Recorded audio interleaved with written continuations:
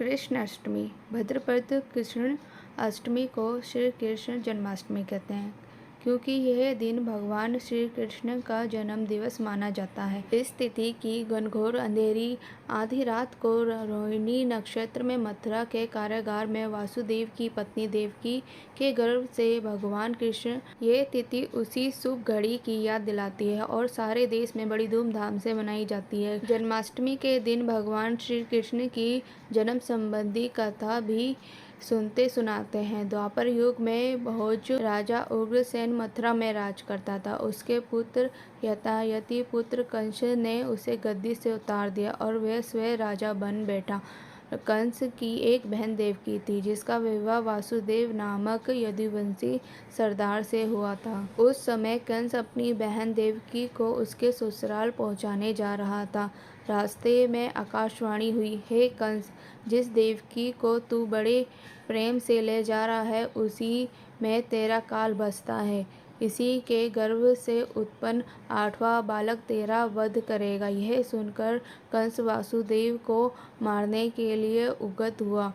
तब देवकी ने उससे विनयपूर्वक कहा, मेरे गर्भ से जो संतान होगी उसे मैं तुम्हारे सामने ला दूंगी। बहनोई को मारने से क्या लाभ है।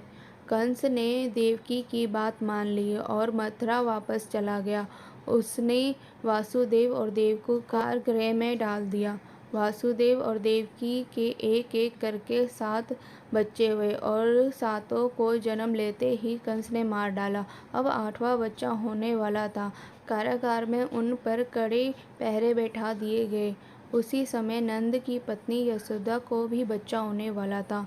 उन्होंने वासुदेव देवकी के दुख जीवन को देख 8वें बच्चे की रक्षा का उपाय रचा। जिस समय वासुदेव देवकी को पुत्र पैदा हुआ, उसी समय संयोग से यशोदा के गर्भ से एक कन्या का जन्म हुआ, जो और कुछ नहीं सिर्फ एक माया थी। जिस कोठरी में देवकी वासुदेव के थे, उसमें अचानक प्रकाश हुआ और उनके सामने पंख, चक्र, गद पग धारण के चतुर्भुजा भगवान प्रकट हुए। दोनों भगवानों के चरणों में गिर पड़े। तब भगवान ने उनसे कहा, अब मैं पुनः नवजीवित शिशु का रूप धारण कर लेता हूँ।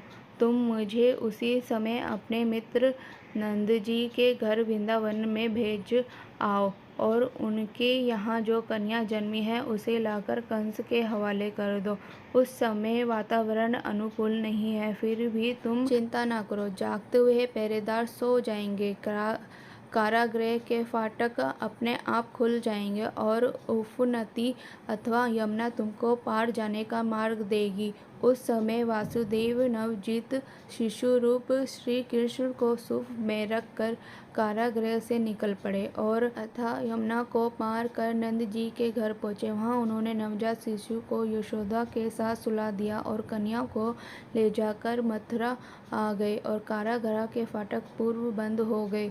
अब कंस को सूचना मिली कि वासुदेव देवकी को बच्चा पैदा हुआ है। भी पर पटक देना चाहा, परंतु वह कन्या आकाश में उड़ गई और वहां से कहा, अरे मूर्ख, मुझे मारने से क्या होगा। तुझे मारने वाला तो वृंदावन में जा पहुंचा है। वह जल्द ही तुझे तेरे पापों का दंड देगा।